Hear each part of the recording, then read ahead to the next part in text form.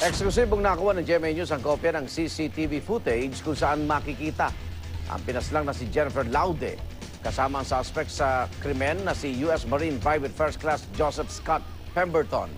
Sa ngayon, inihanda na ang kasong murder laban kay Pemberton. May live report si Bon Aquino. Bon.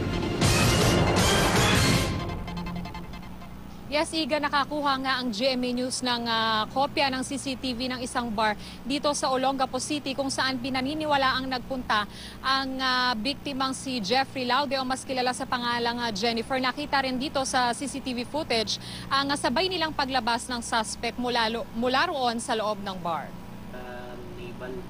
Sa kuha ng CCTV footage na ito sa isang bar sa Olongapo na pinanggalingan umano ni Jeffrey Laude o Jennifer bago siya pinatay, makikita ang apat na Amerikano paakyat ng hagdan at papasok ng bar 10:56 ng gabi na October 11. Ayon sa mga staff ng bar, isa raw sa apat na Amerikanong ito ay ang suspect sa pagpaslang kay Jennifer na si U.S. Marines Private First Class Joseph Scott Pemberton.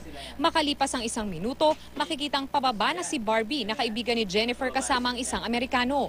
Nasa likuran naman nila noon si Jennifer. Ilang minuto pa ang nakalipas, makikita namang akyat panaog na ang tatlo sa apat na Amerikano na noong mga oras na iyon ayon sa staff ng bar ay naghahanap na kay Pemberton. Kwento ng kapatid ng biktimang si Michelle, hindi sinasadyang nagkita pa sila ng kapatid na si Jennifer sa bar. Patunay ang litratong ito na huling kuha nila bago raw umalis si Jennifer sa bar nang hindi nagpapaalam. Pagdating namin doon, nakita niya ako, ginoin ko siya sa table namin. Pero wala naman siyang kasamang foreigner. Mag-isa niya lang. Hindi ko nga po napansin kasi na-order ko lang po siya ng pineapple juice. Pagtingin ko, kasi umupo siya sa likod ko, wala na siya. Puno naman ang hinagpis ang ina ng biktima na nanggaling pa ng Leyte. Ang akin lang, mama.